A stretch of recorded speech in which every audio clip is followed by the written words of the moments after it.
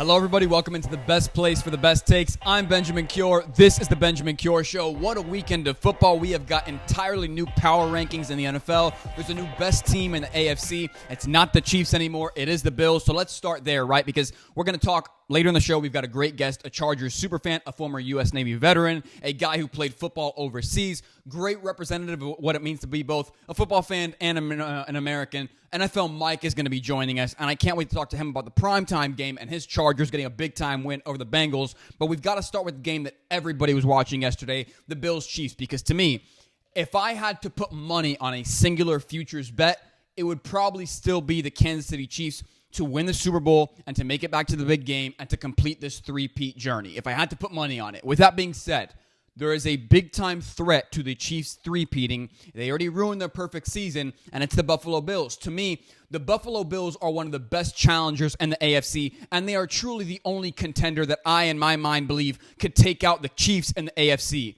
There is only one player who consistently, out of the better teams that have faced the Chiefs, like, for example, when the Ravens have played the Chiefs, I doubt Lamar. I doubt Lamar in the biggest spots. I believe that he plays less than he is capable of playing. He plays not above his own play. He plays like outside of himself. He looks a little disoriented. He doesn't play his best football. The moment gets to Lamar Jackson, and because of it, the Chiefs as a whole do beat the Ravens, but it also feels like Patrick Mahomes beats Lamar Jackson in those games. It has never felt like Patrick Mahomes beats Josh Allen in a big-time game. It's a team win, but Josh Allen still shows up win, loss, or draw against Patrick Mahomes. And we've seen games where, like, Josh has had interceptions against Patrick Mahomes and the Chiefs, but never where it feels like he single-handedly loses them the game. Things are different this time around. And I talked about this a few weeks ago on the show. There is precedent for a great quarterback like a Josh Allen losing his wide receiver one and Stephon Diggs, and going on to be better the next season, being efficient. Patrick Mahomes lost Tyreek Hill, and the following season he won a Super Bowl. He won the regular season MVP. The year after that, he won another Super Bowl. Is that just Mahomes, or is there a method to this madness? To me, there's a bit of a method to it. When you lose an elite wide receiver one, you lose a great player. You lose an asset on your team. You lose a guy that you can consistently target, that you know is going to make big-time plays for you. But as a quarterback, as one of the smarter quarterbacks in the league, you also lose a little bit of a headache. Tom Brady, after he retired, has talked about this, so has Peyton Manning. Great quarterbacks do. When you have a great wide receiver, it's not just a diva mentality. You feel like you've got this nagging sensation at you in the back of your mind when you're playing, like, I've got to get this guy the ball early and often, otherwise he's going to be pissed off. We've got to get him the ball. We've got to get him his touches, because those guys are playing on an island, and sometimes they feel a little bit isolated in the middle of a game that sometimes gets out of their hands, especially if you start losing early on. They feel like, hey, you're not getting me the ball. We're losing. I can make a difference. I can make a change in this game. So now that Josh Allen lost Stephon Diggs, he is playing more efficiently with less great wide receiver talent around him than he has previously, and that is not a mistake to me. Josh Allen is playing efficient football. Josh Allen went out there and he won that game. That 26-yard touchdown run means something to me. When you watch the Bills, you watch the Kansas City Chiefs, I still believe the Chiefs can go back to the Super Bowl and three-peat. If I had to put money on it, I would still pick them, but the Bills are the biggest threat to that, and the Bills prove they're one of the more well-rounded teams in the NFL, and Josh is playing his best version of football, and right now in the pecking order of power rankings, I would have to put the Buffalo Bills above any other team in the AFC, and that includes the Kansas City Chiefs, because right now the Bills are the best team in the AFC. Not the best team in football. That still belongs to the Detroit Lions, but to me, they're one of the best teams out there. I'm very proud of Josh Allen, and that is a team to be on the lookout for. Like I told you, that is a seriously dangerous team. With that being said, I'm going to talk about the other big-time game that we saw. It was at 1 o'clock. It was a division game, and this, quite frankly, could have been a primetime game because it was that exciting. Derrick Henry, Lamar Jackson, the Baltimore Ravens losing to this Pittsburgh Steelers team, and TJ Watt having some great moments in that game where he just blew up behind the line of scrimmage and was able to get to Derrick Henry, and in the end, it comes down to a 2-point conversion. Everybody saw that coming, and the question on everybody's mind was, man, why wasn't Derrick Henry on the field for that 2-point conversion? And I know they lost against the Steelers, and I know it was a tough loss for Ravens fans, but to me, the loss to the Steelers for the Ravens, it strengthens, I think the Ravens loss to the Steelers strengthens Derrick Henry's MVP case. And I know people have sort of moved off that because Derrick Henry hasn't been as explosive running the football or as unstoppable as he was in the first 7 weeks of the year over the past few weeks. But to me, there is still a legitimate argument to be made about Derrick Henry being the MVP. Derrick Henry leads the league in running back yards per carry. The only reason he doesn't lead the yards per carry category in the NFL is because of his own quarterback, who's averaging 6.1 yards per carry in Lamar Jackson, compared to Derrick Henry's own 6.0 yards per carry. But he's leading that front there. Derrick Henry leads all non-quarterbacks with 15 total touchdowns this season. The next highest non-quarterback on that list is Jamar Chase with 12 touchdowns. The next closest running back on that list is James Cook with 11. There is a substantial and significant gap between Derrick Henry and his production and his contribution to his team and the rest of the skill positions and maybe even the quarterbacks out there. I will not be mad if Lamar Jackson wins his third regular season MVP and he wins back-to-back regular season MVPs. But to me, there is an argument to be made that Derrick Henry is the most valuable player in the NFL. And I'll take it a step further here. Look at the Ravens' schedule and look at their box score. The Ravens win games this season, according to the box score, when they run the ball more with Derrick Henry than they throw it with Lamar Jackson. That's not an indictment on Lamar Jackson. He is the best regular season quarterback in NFL history, in my opinion, certainly in my lifetime.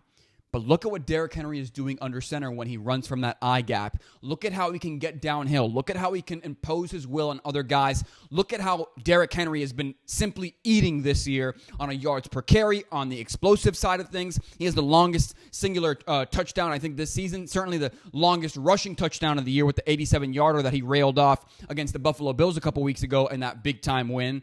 Derrick Henry has been explosive, and Derrick Henry has been one of the most important parts of this Ravens win. So when the Ravens run the ball more than they pass it with Lamar Jackson, or when they run it more with Derrick Henry than they have, passed it with Lamar Jackson, that is a team that can win football games, and they do so consistently. When they do not run the ball more with Derrick Henry than they pass it with Lamar Jackson, that is where problems come into play, and that's where losses start to add up on the schedule for this Baltimore Ravens team. The only exception to that rule is these two games against the Cincinnati Bengals and the Washington Commanders where the Ravens won, and let's look at the common denominator here.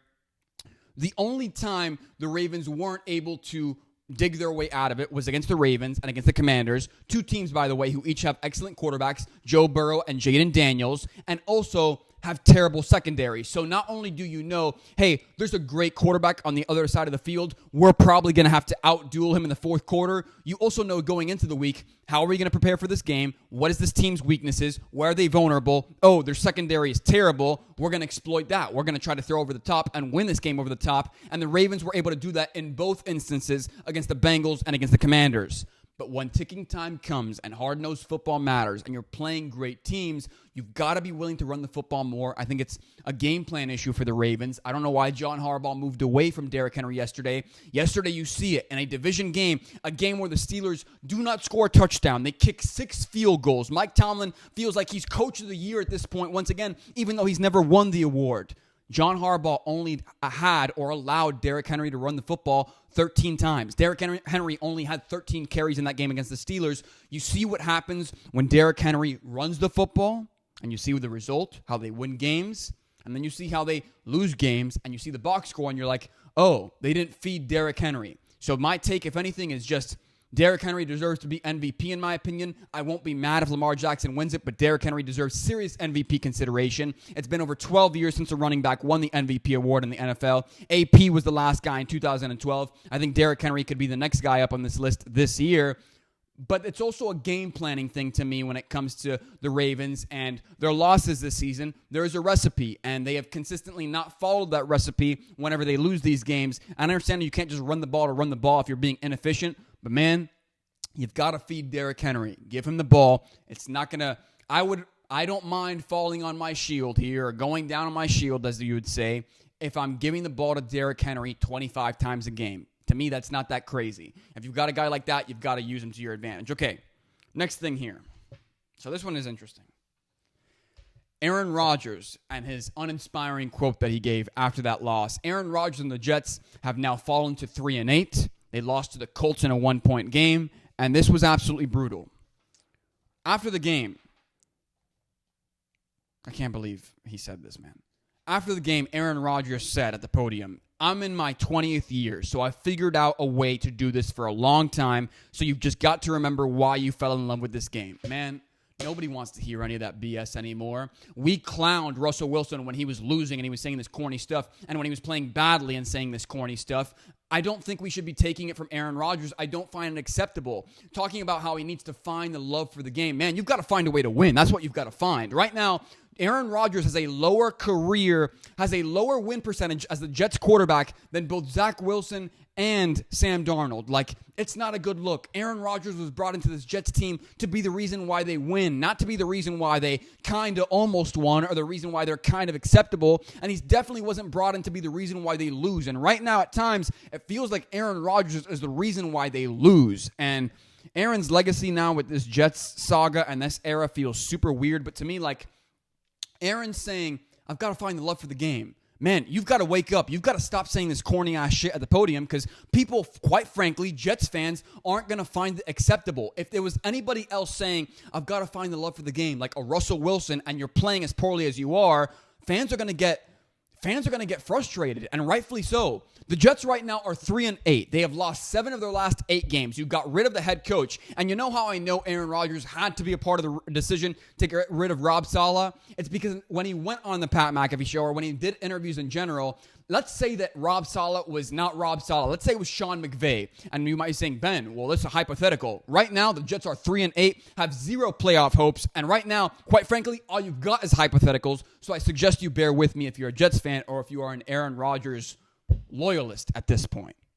If the coach was great, if it was Sean McVay, if it was Ben Johnson, if it was Mike McDaniel, let's say anybody, if it was anybody but Rob Saleh, and you really loved them or they were really a great head coach, Aaron would have defended that coach more. And Aaron would have publicly gotten mad the way that he has that ownership in Green Bay. He would have gotten mad at Woody Johnson. You think he would have been embarrassed? He would have easily gone to the podium and said, man, Woody, what are you doing? Aaron has never been afraid to criticize ownership or to criticize the big man in more ways than one. And all of a sudden you think that even though he didn't have anything to do with the Rob Saleh firing, he simply went quietly into the night and put up no fight against Rob Saleh getting fired. If he really had no decision-making power and he really wasn't involved in the decision and he really didn't know about the decision before it happened, give me a break. I don't believe that for a second. And like I said, 3-8, lost 7 of the last 8 games.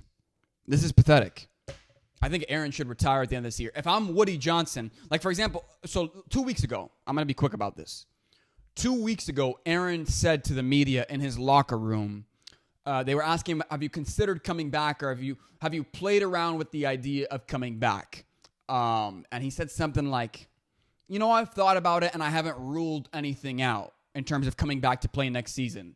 If I'm Woody Johnson and I hear Aaron Rodgers say, well, I haven't ruled out coming back next year, as Woody, I'm saying, I don't care if you've ruled it out. We have. We're done with you. This experiment is over. It was an utter failure, and you have guys who are really talented on your defense specifically, and even other skill positions who you're going to have to pay now at the end of this year and in the next coming years. You cannot afford to have a veteran quarterback making as much as Aaron Rodgers does and still build out this team if you want to keep guys. You'd have to get rid of young guys who are promising, or you'd have to get rid of Aaron Rodgers. And I think getting rid of Aaron Rodgers to me makes more sense if you're Woody Johnson because you've got guys that you've got to pay. So now you have to get cheap at quarterback. How do you get cheap at quarterback without getting a shitty bridge guy, quite frankly? Well, you go to the draft. You draft a young guy and you let him sit or you let him play. The point is you've got him for free essentially for 3 or 4 years in this kind of NFL market where quarterbacks are making $50 and $60 million a year. You cannot go out and even fathom doing an exchange like, well, let's get Dak Prescott in here. The money is too much. You cannot get an expensive quarterback at the end of the season if you're the Jets because you've got to pay other guys. So if I'm the Jets and I'm Woody Johnson, I'm saying I'm done with Aaron. That's it. No more. This experiment is over. And the only reason I would ever even consider bringing Aaron back is if I'm Woody Johnson, I tell Aaron at the end of the season, we are drafting a young quarterback, and your job next season is not to win his football games necessarily. Your primary objective is to mentor the young quarterback and make sure that he is good and set in the future the way that you did reluctantly with Jordan Love. You are going to let him sit behind you, let him ask you questions, and you're done at the end of next season. That's the only reason why I would bring Aaron Rodgers back. But if Aaron is reluctant to mentor a guy after the Jets, let's say, draft somebody this offseason, this summer, not really in the summer, in April, let's say the Jets draft a guy and Aaron is reluctant to mentor that guy, I'm cutting ties with Aaron. I'm done. The experiment is over. You can't win us football games anymore. You didn't play a snap of meaningful football in over 500 days, and you have not looked good recently, and that's it. You have a lower career win percentage with the New York Jets as their quarterback than Zach Wilson and Sam Darnold. That is an indictment on Aaron Rodgers and the player that he is, even if it's because of age that he has become at this point. That's the reality. Okay. Last story here before we move on to our special guests. How do you get fired on your day off? How do you get benched on your week off? Daniel Jones has been benched by the Giants with Tommy DeVito shockingly expected to start. That was a headline this morning from the New York Post. So my thing is, a lot of fans out there are saying, well, number one, I do think it is comical, right? Like, Giants coming out of a bye week here, and the Giants still found a way to essentially bench Daniel Jones coming out of a bye week. Well, the common rebuttal that I'm seeing on Twitter this morning is, Ben, but Daniel Jones is not the Giants' only problem. Well, he's definitely not their solution, so it's time to move on. Since he was paid his extension, Daniel Jones' record as the Giants' starting quarterback is 3-13. He has not looked good. He has barely thrown any touchdowns in his home stadium. Daniel Jones, at this point, if Daniel Jones' career were to end as the New York Giants quarterback today and he never started another game, Daniel Jones would have a win-loss record of 24 wins, 44 losses, 1 tie, and in that stretch, he's had 70 passing touchdowns, 15 rushing touchdowns, 51 fumbles. I want to get this right. Daniel Jones has had 51 fumbles and 47 interceptions. That's who Daniel Jones was for this team. And like I've always had this rule in life. If something's going bad or something's going great, or you're confused about something, you're not sure what direction to go in, just say it out loud. Saying it out loud tends to work. The guy who was I'm not going to say above average. I'm done being Mr. Nice Guy. The guy who was a mediocre quarterback, who was overdrafted from Duke, who had a potentially mediocre at best NFL career, who was overpaid and essentially asked to do more with less, couldn't do more with more when he was a rookie, and has not been able to do more with less now that he's been paid. That's the reality of Daniel Jones. I don't know how this is a debate at all. Under Daniel Jones' reign as their starting quarterback, the Giants, since he has entered the league, have one of the worst offenses in the NFL, scoring one of the worst or one of the lowest points per game with 15.6. I look at these stats and I can't believe it. If Daniel Jones never played another game for the New York Giants, his record would end up being 24 wins, 44 losses, 1 tie. In that time, he's got 70 passing touchdowns, 15 rushing touchdowns. He's got 51 fumbles, 26 of which he's lost, and he has 40-something interceptions, 47. Here's another thing. Oh, Daniel Jones is not the only problem. Daniel Jones has not had a 3 passing touchdown game since week 16 of his rookie year. Daniel Jones may not be the only problem with the Giants, but he is not their solution. And the Giants making the decision this morning to bench him is the right one if you're a fan and you want this organization to do well long term. It's time to move off. Let Daniel DeVito ruin or strengthen your draft position. It doesn't matter. It's time to move on. The experiment is over. Get somebody else in there under center because Daniel Jones is not the guy. He wasn't the guy initially. He should have never been drafted in the position he was drafted, and he has sort of proven that at this point. Let's move on to our special guest.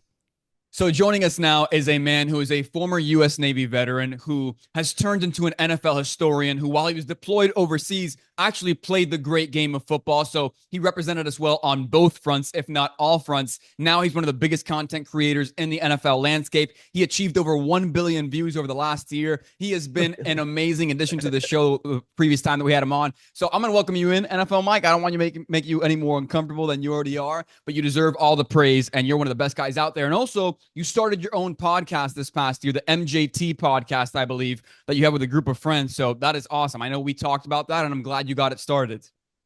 Oh, yeah. It's super fun to get in there and talk with my friends, Joe and Tony. It really is just like 3 friends hanging out and talking trash to each other. So that podcast is fun. And then I'm trying to do more long form stuff on my YouTube channel. You should. On the NFL Mike YouTube channel. So if you guys want to check it out, give me some advice. The shorts are still, though, they're firing. Like you said, 1 billion views. I don't know. That number is not accurate, but I'll take it. 1 billion views.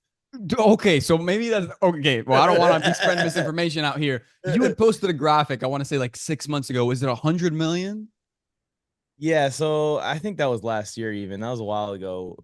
Okay, so you probably gotten more than 100 million views. Yeah, the total is over 200 million views, but a billion, like a Hey, billion. you know what? That's something right there. You Like know I what? want to get to a billion. Number one, that was definitely that's on me. That's my fault. Number two, we're low key manifesting it though. So for your Hell sake, yeah, I let's think you'll go. get there. Hey, we're on our way. We're like maybe like 3/10 of the way there, 1/3 of the way there. Gotcha, gotcha. Okay, so I want to start here. You were actually at the game last night. What was the environment like? Because there's been this stigma that Chargers fans aren't the most loyal fans in the world. We thought last year they were definitely paying that lady to be a super fan and be screaming on camera. Is the environment better this year than it has been in years prior?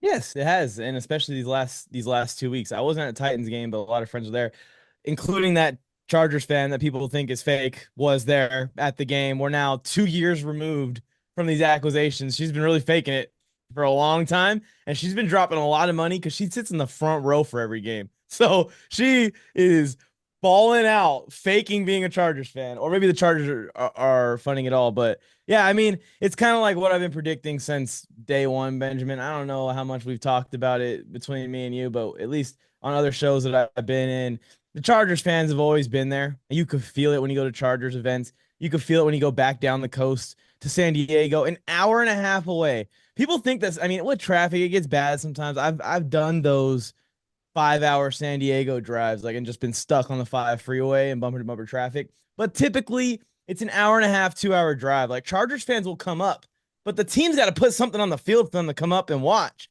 It's also like $1 billion to go all the way full circle here to go to a game with your family at It's SoFi Stadium when you expensive, include man. It is parking, expensive. food, the tickets, and just being in LA and in California and living, just living and breathing, it costs money.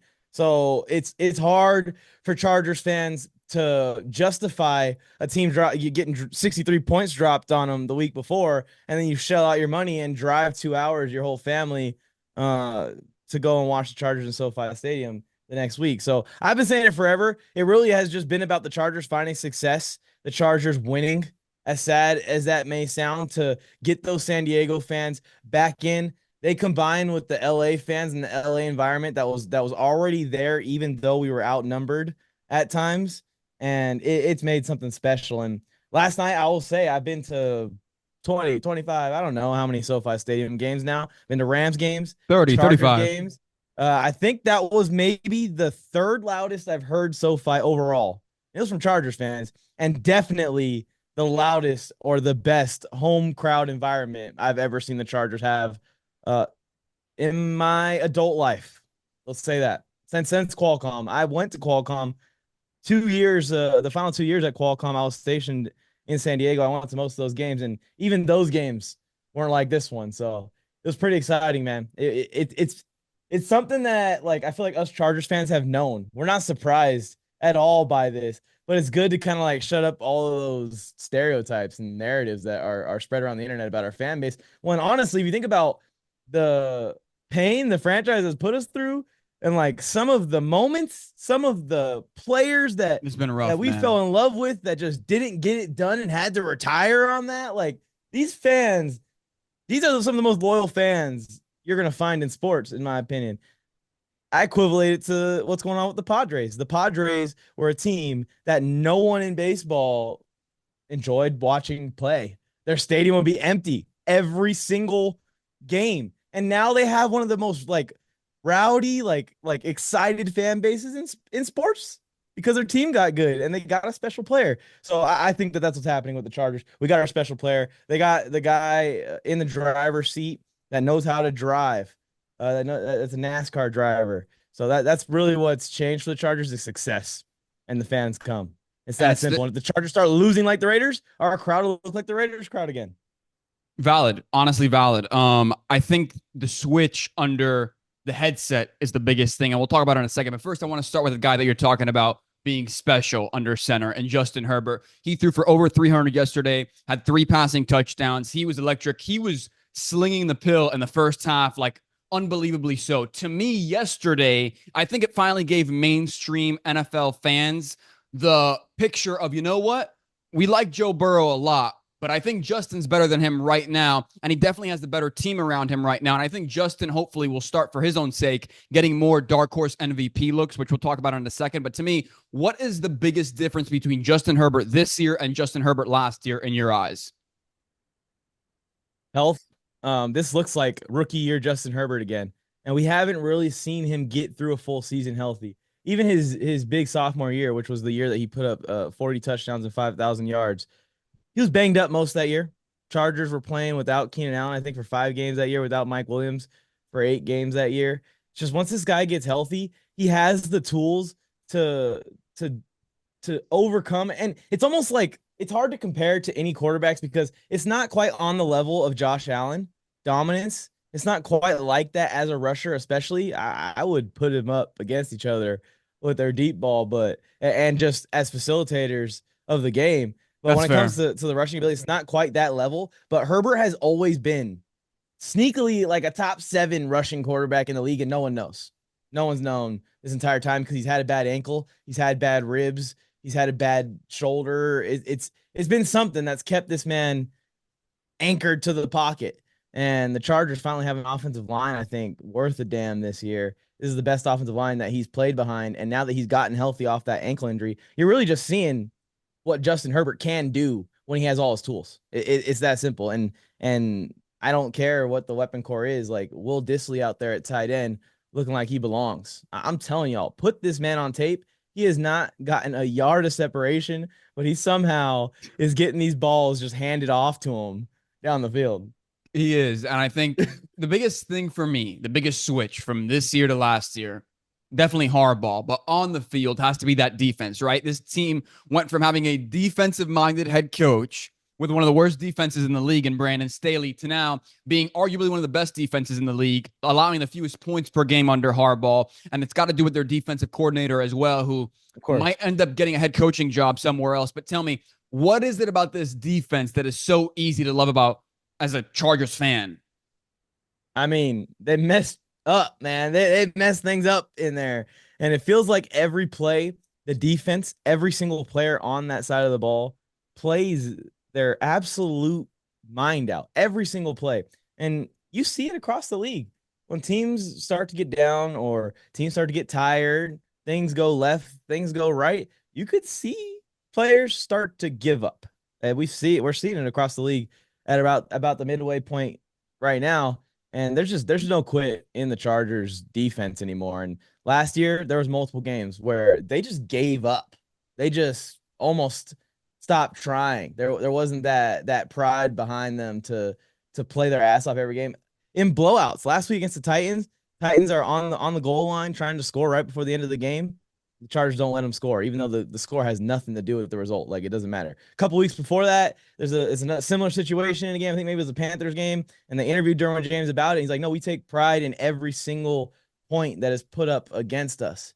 And it's just a switch in mentality, like you're saying, across the entire team from Staley to Harbaugh. And I think the underrated thing as far as players wise, a lot of people didn't realize that the Chargers made a bunch of sneaky moves They in did. the offseason on the defensive side of the ball. And those sneaky moves have all added up to flip this thing around. Like Poona Ford being placed in the interior of our defense, coming from Kansas City. I think he played in Seattle for a little while. He has been a revelation. Like, this dude has been playing at the best and the highest level defensive tackles can play right now. And he's been like a rotational defensive tackle most of his career. And he is just absolutely dominating. And then another guy is Denzel Perryman, linebacker in the middle. He's been an all-pro in this league at linebacker in the past. He left the Chargers, went on a tour for a few teams, came back to the Chargers. And it's not even necessarily what he's directly doing on the field.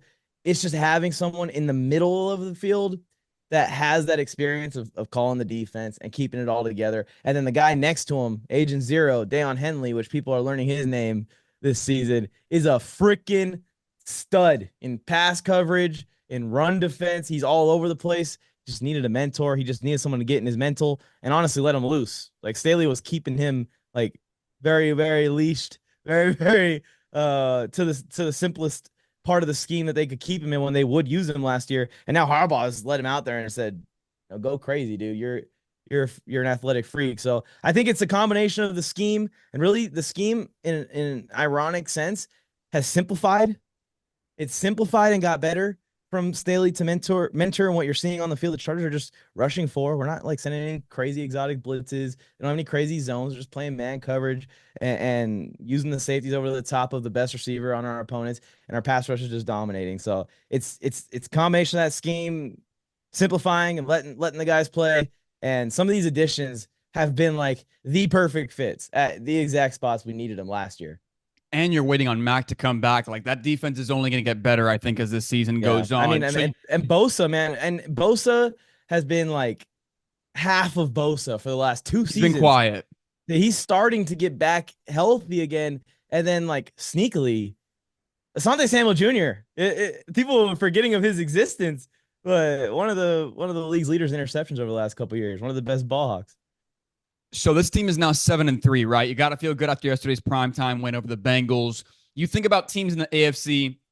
The Bills, after last night, are probably the best team in the AFC. I follow that up with the Chiefs, who I think are still really good situationally, although yesterday wasn't their brightest day. The Ravens, maybe even put the Steelers in there. Who knows? The Chargers, to me, feel like they're right there.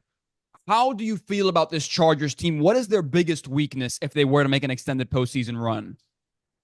I think the biggest weakness is very clear, and I hate to say it because it's something that I've fought and resisted all offseason into the season, having confidence in Ladd, and I do have confidence in Ladd. Dude just freaking went nuts. Having confidence in Quentin Johnson. I do have confidence in Quentin Johnson to a certain point, but that game should not have been close. And the reason it was close is because of, one, we had some calls go against us, and I was at the game, so I can't tell from an unbiased perspective if we should have gotten calls or not gotten calls or whatever. But it just seemed like last night, every third down in the second half, offense and defense, something went wrong for the Chargers. And like every third down was to end the game, it felt like. That's how far the lead had grown. And they were just chipping at it. It felt like every third down was to like close the game and run another 3 minutes off the clock and get us out of here. And we couldn't get it. And especially I'll tell you what I observed on TV. And you can tell me if maybe in the stadium this makes sense. And you can tell me, Ben, I think you're full of crap. I feel like in the second half, everybody and their mother knew Jim Harbaugh football. They know that when he has a decent lead, and you guys built up that lead steadily in the first half, they know that when Harbaugh has a lead, you're going to run the football. And because they knew that they were going to try to just run out the clock and eat away at the game, I feel like all of a sudden, what was in the first half, a nice run on first down that gave you a nice like 2nd and 2 or 2nd and 3, all of a sudden, because those were obvious run situations and you guys were kind of getting blown up at the line of scrimmage, that became 2nd and 12. And you had to dig yourselves out of a hole that you didn't that you didn't have to earlier in your downs in the first half. And I think that's why they worked their way back into it, because everybody knew Harbaugh's not going to lose this game. He's just going to try to win it. And I think that's why it became, okay, third down is an obvious passing situation, and it's a little bit too much to ask when it comes to a guy like Ladd McConkey and QJ being your weapons. That's what I felt like was the situation in the second half yesterday. Do you feel the same way, or maybe did you observe something different? No, yeah, I definitely agree. And I think that a lot of people think that J.K. Dobbins is just absolutely destroying everyone. Like, it's been hard work. J.K. has had a lot of explosive runs this year. When you start to look at his averages and stuff, that is contributing towards it. And when you look at last night as an example, most of the night he wasn't rolling. Not even just the second half, just period. So I agree with that. But I think when we talk about the biggest weakness, a lot of people think it's the interior of the Chargers offensive line. I feel like they're piecing it together. They're figuring it out. We have a new center this year, Bradley Bozeman, trying to make it happen. I'm not sure what the future of that is. I think the Chargers are probably going to go guard in free agency this year or in the draft. So I think that'll be an improvement there. And then they'll decide at center. I think the real issue is the drop passes, man, in the clutch, especially in the fourth quarter. Chargers dropped 3 first down conversions. I believe 2 of them put us in field goal range. The other one puts us right there on the edge of field goal range with Cameron Dicker, the biggest leg in the league right now. And these moments, it's something that Quentin Johnson needs experience with. It's something that Ladd McConkey needs experience with. But at the same time, we're 7-3 and we're trying to compete in the AFC. So I think that's the Chargers' biggest weakness still. It was the biggest weakness a lot of people were saying in the offseason. I think that the Chargers still lack that guy, that Herbert, has 100% faith in to even catch a ball when he's wide open, an open field, running a drag route to end the game. So I still like wish the Chargers pulled the trigger on a trade at the trade deadline on any sure-handed receiver, and a few moved.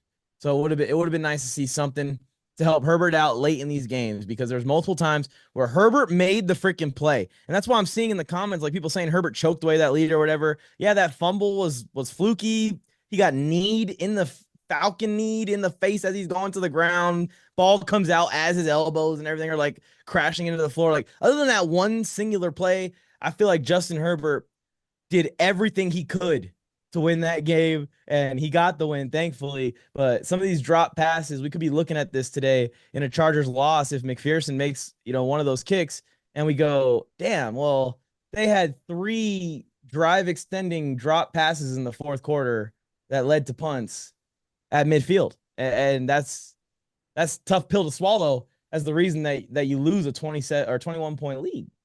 It is. It felt closer than it should have been in the second half. I'll be honest, though, like going into that game, NBC was saying, and I know you were at the game, so you didn't get to see it. They said pregame, 64% of America picked the Bengals. Now, me personally, I picked the Chargers going into that game, and easy to say in like retrospect, but like I just feel like the Chargers are a better team than people give them credit for, and they're definitely a better team than the Cincinnati Bengals are at this point. Bengals, who are, by the way, injured, who are not playing good situational football, who are Joe Burrow, Jamar Chase, and then what? Like, why do you think there was doubt surrounding the Chargers going into last night's game? Because it didn't make any sense to me. Well, I think it's because the Chargers' strengths aren't flashy right now. Obviously, you look at the quarterback first, but the Chargers don't have Keenan Allen on the team anymore. They don't have all of these like superstars on offense, Austin Eckler and flashy players. So America doesn't view the Chargers as a powerhouse. But really, when you flip it and you look at the other side of the ball, if Herbert plays like that, the Chargers are maybe the toughest out right now and the hottest team in football. When Herbert plays like that and the defense is on, I feel like the defense played excellent, even though they gave up 27 points by the end. This, to me, is the most lethal passing offense in the league. And it did not catch fire until the second half. The defense kept it shut down. Imagine they were full throttle on the gas like that the entire game. They would have put up 50 points last night. So I think that America just doesn't realize how good the Chargers defense is. They're not giving them the credit that they deserve for what they've done this year. They have done some special things. I think that they had the lowest points per game since Jim Harbaugh's 2011 San Francisco 49ers. And I don't think anyone is going to go player for player and go Patrick Willis to the Chargers and all these guys that were on the freaking Niners defense. So this is exciting to see. I really think that America is going to start to open their eyes more and more, especially because the Chargers are sitting at home again, just waiting on our 3-game home streak for Baltimore to come to town, who just lost. And if they beat the Ravens, what are we talking about then?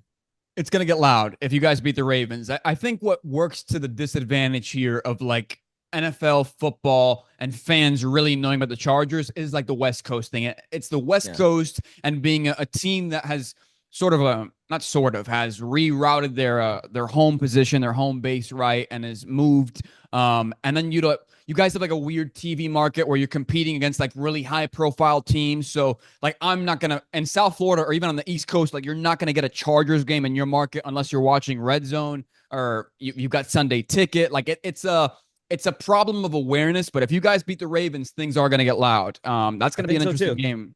And it's the next 3 games is Ravens, Falcons, Chiefs at the Chargers. Hold on. You said Ravens? I heard Falcons, the Chiefs.